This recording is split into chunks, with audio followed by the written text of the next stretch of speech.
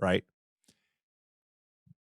But there is this dichotomy Mhm. with coaching at really at any level, I think, but particularly in the NBA. It's the emotional side, the EQ side, Mhm. and the relationship side versus the tactical, intellectual, I would call it intellectual side. There's an intellectual side of coaching. That's the X's and O's, that's the tactical nature of it. And then there's the human side of it, the EQ, the emotional side of it. And you and I, we had this conversation like a month ago on the phone.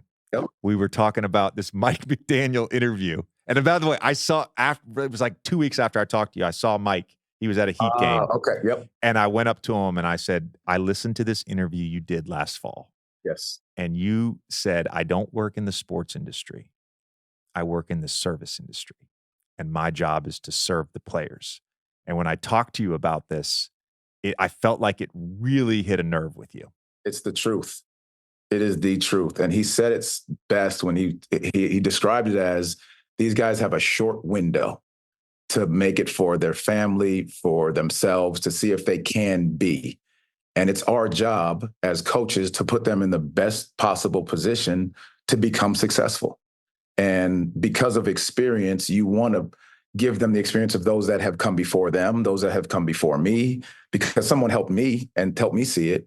So being able to help these young men find the best version of themselves on and off the court is our job.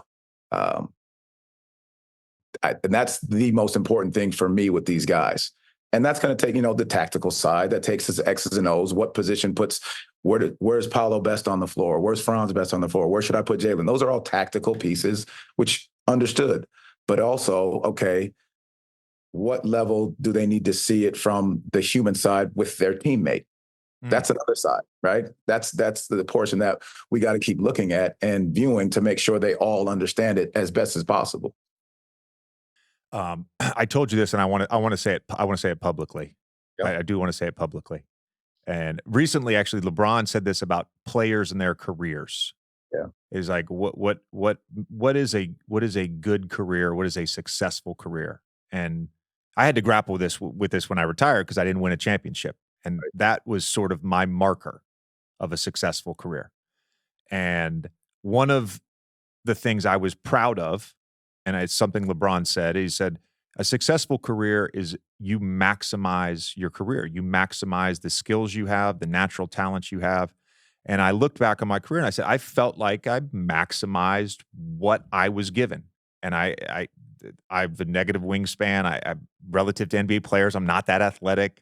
Like all these things. I had to figure out a way to maximize my career. And I said this to you, and I'm gonna say this on air. I feel like the mark of a good coach at any level, but particularly in the NBA, is that he maximizes his players and he maximizes the group. And I feel like you've done that. And as Spo once said to me, all of this shit is more art than science. The truth. That is the truth right there. That is Spo's right on that one. He's spot on with that one.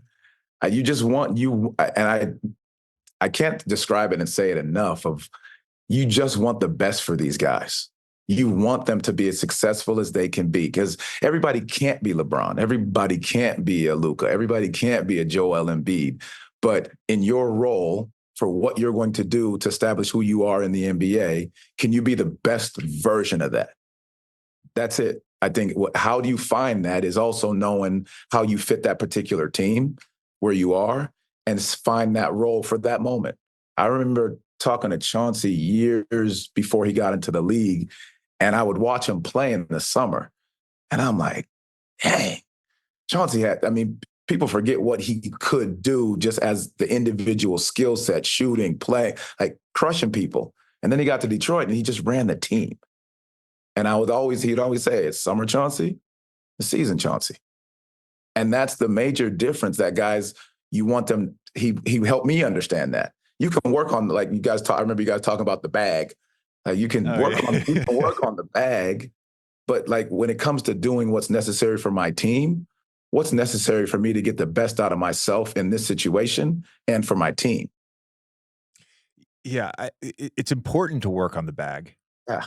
right?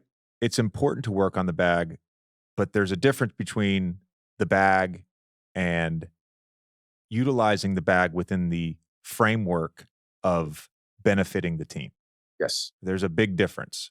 Mhm. In some ways, I had to understand that, but it was fairly easy for me because I was limited, right? Kyrie and I joked about this Said you one worked on time. the, you said you had No, the ball handle. You didn't work on the, you didn't have the bag. no, I worked on the ball all the time. Kyrie and I joked about this one time. I was like, bro, you put me in a summer workout and I'm fucking doing ball handling drills and you're like, damn, I wish I didn't videotape my workouts like some guys. So JJ's got a handle. No, but within the framework of a game, that's not who I was. That wasn't good for the teams I played on. I wasn't going to be a high usage guy. So yeah, okay, I'm fine with that. But there's an interesting thing here with this whole conversation about maximizing the player, maximizing what the player's role is for that group, and that is actually getting buy-in. And I think that's the challenge as a coach. How do you go about communicating roles, empowering certain guys to have bigger roles maybe than they had before? Mhm. Like, how do you get buy-in from players? It's everyone. And so before I even go into what we do, I talk about our player development staff, our front office, our coaches, like everyone is helping the young men see exactly what they're capable of being. But you also have to sit down and talk to them and say, what do you want to do and be for the next 2 or 3 years? Because the guy's going to say, I want to come in, I want to average 22, 10, and 5. Okay. What does that look like? What does that look like within this team? And then so now you break it down. What bodies of work do you have to go through, and what do you need to put yourself through and ask the coaches to put you through in order to get to that? And does it fit with exactly what we're doing?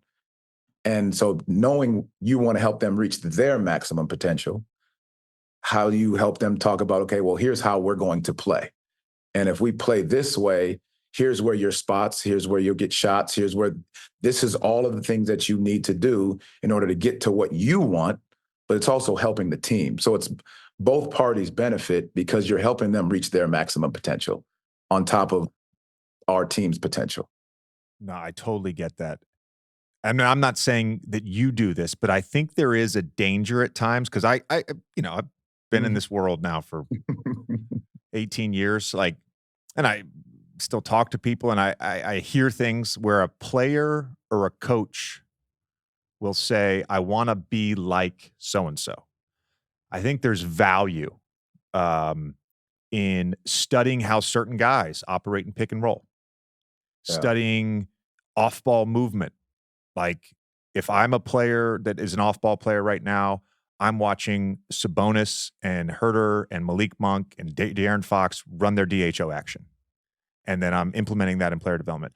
But there is a danger, I think, in the comparison piece where a player or a coach says, you should be him. That's not maximizing you. That's trying to be someone else. Exactly So right. then if that player is an all NBA player and you're not, is that you a failure? There, You- but you see it happen all the time. I've had to catch myself, and I said this to someone the other day about P, because he's his own. Yeah. He's going to create his own everything. And that's what is so great about him being a willing learner and a student of the game. He takes pieces, but he's going to create who he is. The same, like Franz is the same, Jalen's the same. All our young guys, Cole, they're all taking pieces from other people. And so I think when you can do that to be the best version of you, taking those pieces, you don't have to compare yourself to the person or the people. You just take aspects of the games and make it your own. And that's how you maximize it. Yeah. It was interesting talking to Franz. I really felt like that's what he does, Oh, right? He was talking about his use of second spectrum. It's one of my favorite moments we've had on any episode of any podcast.